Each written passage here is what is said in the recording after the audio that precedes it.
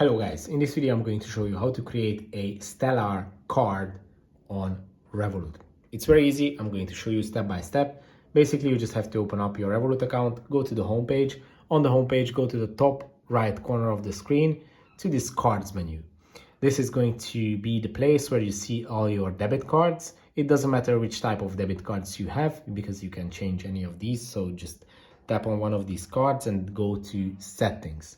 In the settings menu, you will see lots of options, but we need the first option, which is going to be the spend from. And with this feature, you can basically set your debit card to use a specific wallet, a specific account, and charge that for the payments. And now, as we are looking to create a Stellar account, we just have to select the Stellar balance. And from now on, if you tap on confirm, your Stellar account is going to be charged for any payments with this account. Very easy. Please consider sending a super thanks donation if this video was helpful.